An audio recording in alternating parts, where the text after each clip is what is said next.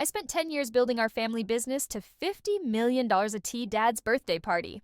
My sister announced, "Your worthless time to step aside." Dad nodded in agreement, so I left quietly. But the next morning when they arrived, at Teamwork High, I'm Sarah.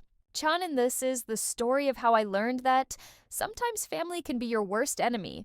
Especially in business for 10 years, it poured my heart and soul into our family's small tech company, transforming it from a struggling startup into a $15 million enterprise. But sometimes success breeds jealousy, even among those who should be celebrating your achievements. I still remember the day everything started when our family business was nothing more than a small computer repair shop in a strip. Mall Dad had started it 20 years ago, and it washes pride and joy. Even though it barely made enough to support our family, my sister Emma was always his favorite Theone who got straight A's and went to Analyte Business School. I was the quietone, the one who stayed behind to help Dad while pursuing my computer science degree at a local college. "Sarah, you're wasting your potential here," Emma would say during her visits home from college. "You should aim higher," but I saw something in our little shop that others didn't potential while Emma was studying theoretical business models. I was learning real-world programming and spotting gaps in the market. During my final year of college, I developed our One Stone proprietary software, a simple but effective tool for small businesses to manage their inventory. It wasn't revolutionary, but it was user-friendly and affordable. Dad was skeptical at first, but when local businesses started buying licenses, his attitude changed. "Maybe you're onto something here, kiddo," he said, finally showing a glimmer of pride in my work. Those words meant everything to me. Then if only I had known they were as temporary as morning dew. The business grew steadily under my guidance. I worked 14-hour days, 7 days a week, while Emma was climbing the corporate ladder at a prestigious consulting firm in New York. I was building something real. Our little repair shop transformed into a software development company, and our client base expanded from local businesses to national corporations. Mom washed it all with quiet concern. "Don't work too hard, Sarah," she'd say, bringing me dinner at the office. "You need a life outside of work too." But I was driven by a vision, and maybe deep down by a desire to prove myself to my family.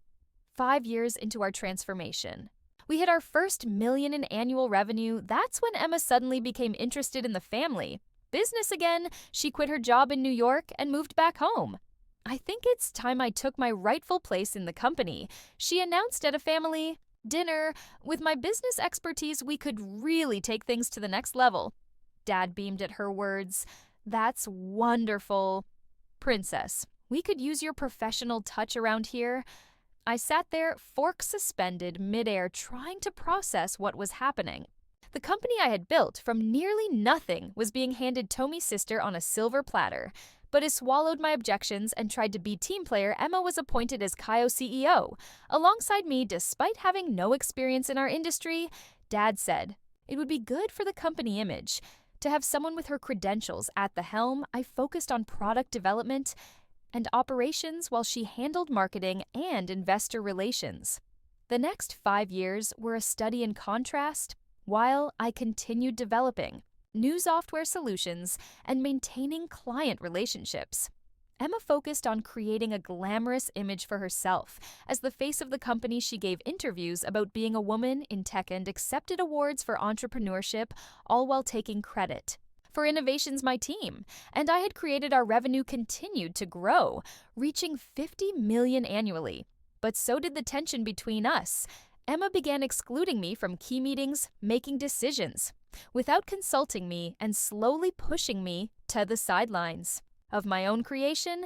Then came Dad's 60th birthday party, the day everything changed. The party was Emma's idea. Of course, she rented up the grand ballroom of the city's most expensive hotel and invited all our business associates. It was more of a networking event than a birthday celebration. But that was Emma's style. Everything had to serve a purpose. I arrived early to help with the preparations, wearing a simple black dress that Emma immediately criticized. "Couldn't you have made more of an effort?" she hissed. "These are important people coming tonight. ignored her comment and focused on greeting guests as they arrived the room, filled quickly with business associates, clients, and family friends. Emma worked the room like a politician while I stayed in the background, making sure everything ran smoothly during dinner. Emma clanked her glass and stood up for a speech. I expected the usual, a touching tribute to Dad, maybe some memories from our childhood. Instead, she dropped a bomb that would shatter our family forever. As we celebrate Dad's 60th birthday, she began her voice carrying across the silent room. I think it's time to announce some changes at Chen Technologies. The board has agreed that the company needs unified leadership to move forward. My heart stopped board meetings. What board meetings for too long? We've been held back by outdated thinking and resistance to change. Emma continued, her eyes fixing on me. That's why, effective immediately, I will be taking over as sole CEO. It's time for certain elements that are no longer serving our growth to step aside. The room erupted in murmurs. I sat there, frozen as Emma continued her character assassination disguised as a corporate announcement. Some people, she said, her voice dripping with false sympathy, are better suited to technical roles rather than leadership. My sister Sarah has been adequate in maintaining our legacy systems. But to compete in today's market, we need vision. We need excellence. And frankly, Sarah, you're just not cut out for this level of business. I looked at Dad expecting, hoping he would stand up for me instead. He was nodding along with Emma's words, a proud smile on his face. Mom stared at her plate, her hand trembling slightly. The truth is, Emma continued her voice. Rising, you're worthless in today's business. World, Sarah, you're old-fashioned. Ideas and lack of proper business education have become liability. It's time for you to step aside gracefully. The silence in the room was deafening. Hundreds of eyes turned to me, waiting for my response. I could feel the epity, the scant fruit, the judgment, everything. I had built every sacrifice I'd made was being stripped away.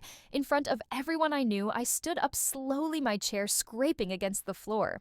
The sound echoed through the ballroom like a gunshot. Everyone expected a scene, perhaps tears, maybe a shouting. Match instead. I simply picked up my purse, walked to Dad's table, and placed a small wrapped package in front of him. "Happy birthday, Dad," I said quietly.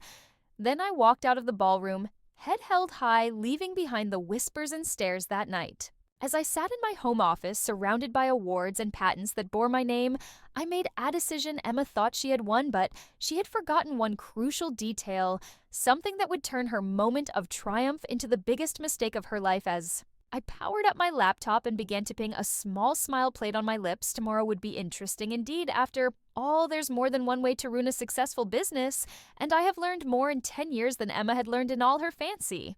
Business classes the next morning would bring changes that none of them saw coming, changes that would make them realize exactly how worthless I really was. The next morning dawned bright and clear. I arrived at the office early before anyone else and waited at precisely 9 Broadway. Emma strutted through the front doors with Dad beside her, both wearing triumphant smiles that were about to be wiped from their faces. Sarah, Emma's voice held a mix of surprise and annoyance. "What are you doing here? I thought after last night you'd have the dignity to stay home." I smiled, remembering the email I had sent at 3 Donspo away. To every major client, partner, and employee of Chen Technologies. "Just wrapping up some loose ends, sister dear, but since you're here, we should probably talk about the company's future." "There's nothing to discuss," Dad interjected, his voice firm. "M's in charge. Now the board has already approved it?" "Yes, the board." I said, pulling out my tablet. "Let us talk about that." You see, while Emma was busy planning parties and giving interviews, I was actually building this company, and there are a few things both seem to have forgotten. I pulled up a document on the conference room's main screen. First, let me remind you that I own 51% of Chen Technology shares. When we incorporated 10 years ago, Dad gave Emma and me equal shares of 25% each, keeping 50% for himself. But 3 years ago, when we needed capital for expansion, Dad sold me 26% of the shares. Remember that day, Dad, you were too busy attending Emma's award ceremony to handle the negotiations yourself, so you signed the papers without reading them carefully.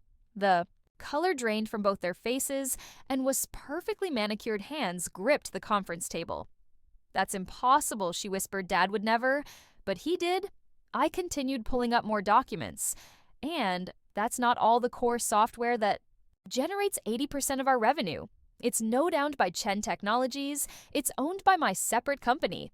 Innovate Solutions, LLC Chen Technologies only has Alice Sensing Agreement, which expires. I checked my watch about 10 minutes ago.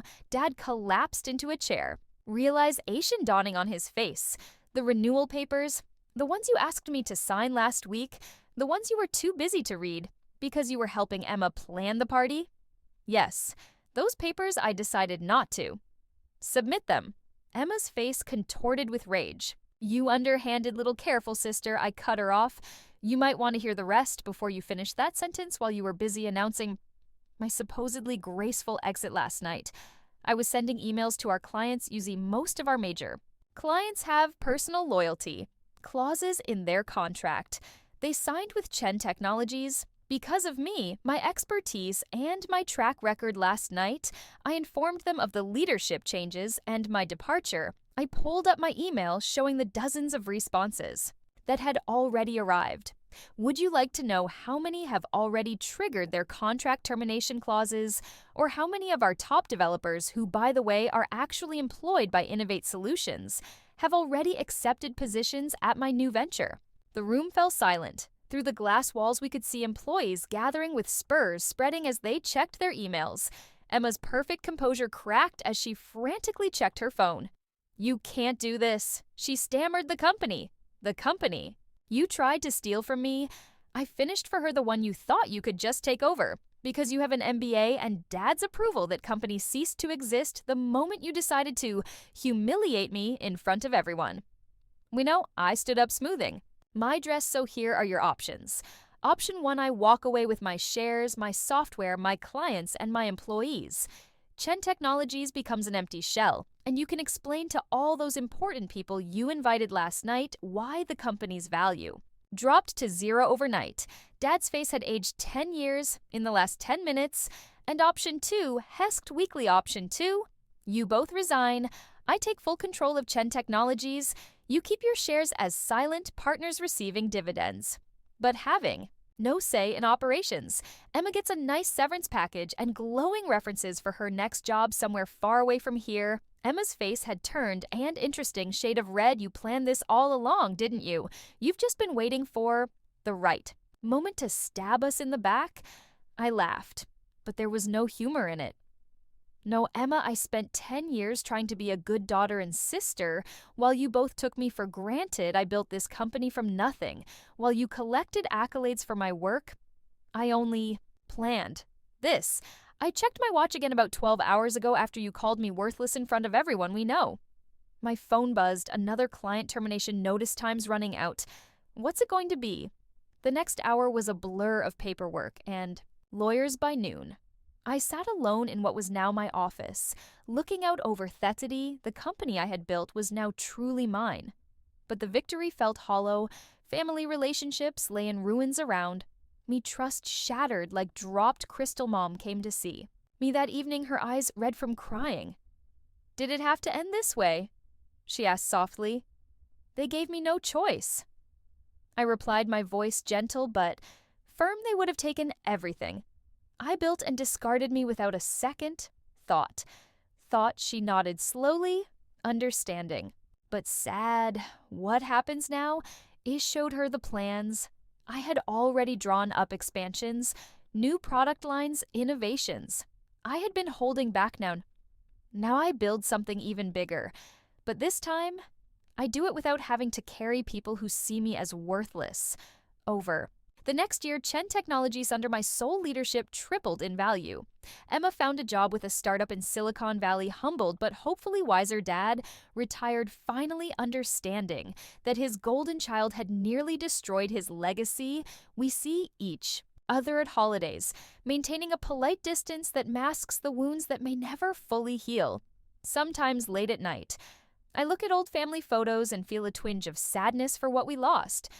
But then I remember that night at the birthday party, the look of disdain on Emma's face the way Dad nodded along with her cruel words in business and in family respect is earned, not given they learned that lesson too late. As for me, I learned that sometimes the quiet ones, the ones dismissed as worthless are Thienies you should watch out for, because we're the ones who know how to build something from nothing and how to take it all back when others try to steal it. My story spread through business circles, a cautionary tale about underestimating the wrong person these days. When I attend industry events, I often catch whispers, "That's Sarah Chen, the one who they never finish the sentence, but they don't have to. My success speaks for itself." Last week, I received an invitation to speak at Emma's business school's graduation ceremony. The topic: hidden strengths, the power of underestimated leaders. I accepted the invitation with a small smile, already planning my speech. After all, I have quite a story to tell. The company continues to thrive under my leadership. But more importantly, I found peace of my decisions. Sometimes the strongest message you can send is simply proving people wrong, and sometimes the best revenge isn't about destroying others, it's about rising so high that they can't help but see their own mistakes. As I write this from my office, overlooking the city, I'm reminded of something. My mother once told me, "Success is the best revenge, but wisdom is knowing when to stop seeking revenge and start seeking growth." She was right. I've moved past the need for revenge. Now these days, I focus on building something meaningful, something that will outlast all the petty jealousies and family dramas. Is still keep that wrapped birthday present. I never gave Dad a photo album of the company's journey from that tiny repair shop to what it is today. Maybe someday, when the wounds have healed enough, I'll finally give it to him. Until then, it serves as a reminder that our greatest strengths often come from the very things others underestimate about us.